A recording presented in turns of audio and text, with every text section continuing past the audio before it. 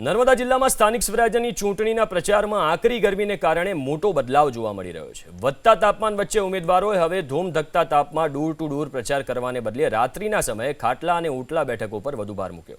રાત્રિ પ્રચાર દરમિયાન તમામ મતદારો ઘરે હાજર હોવાથી તેમની સાથે સીધો સંવાદ સાધવો સરળ બને છે, જ્યાં લોકો પાયાની સમસ્યાઓ જેવી કે રોડ, રસ્તા અને પાણીના પ્રશ્નોની રજૂઆત કરી રહ્યા છે।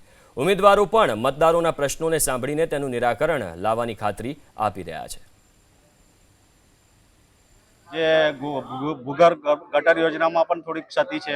હજુ જોડાણ નહીં આપ્યા છે, ડ્રેનેજના પણ હજુ જોડાણ નથી આપ્યા, એ અધૂરા કામ છે। હજુ આવાસોના કામ પૂરા નહીં થયા, જે ગરીબોને આવાસ મળે તે હજુ પૂરા થયા નથી।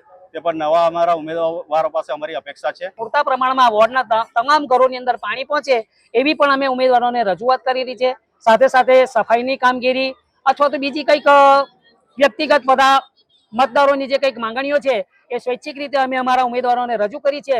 એ સફાઈ છે કે પાણીનું જો પ્રેશર આવે છે, લાઇટની છે, એવી જે પ્રશ્નો છે તે પ્રશ્નોનો અમે બાંયધરી આપીએ છીએ કે જે પ્રશ્નો હશે તેના નિરાકરણ લાવીશું।